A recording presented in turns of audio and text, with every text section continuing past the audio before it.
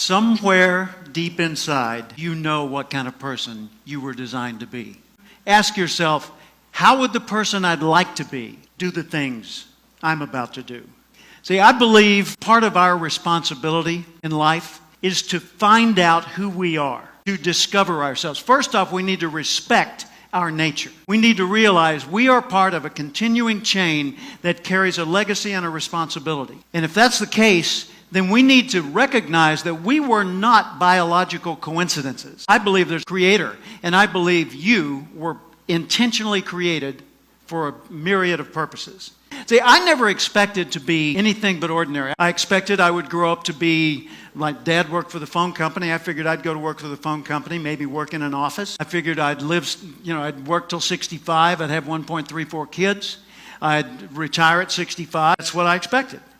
Until one day in 1972, on the radio, I heard a voice that changed everything. The voice of Earl Nightingale, known at the time as the Dean of Personal Motivation.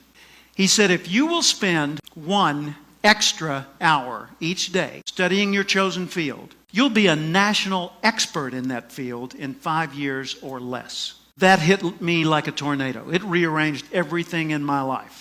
And then it occurred to me a few weeks later, I want to do what the guy on the radio is doing. I just knew it felt right to get into the field of human development. And in that 5-year period, I went from being a government clerk with very little aspiration to being a full-time speaker and trainer.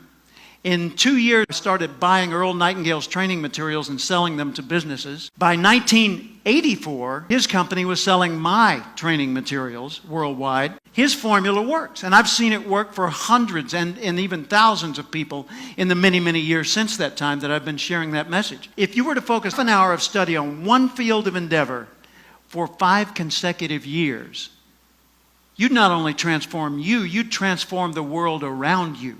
And we collectively would transform the world as we know it today. You and I were born with the gift to make this a better place.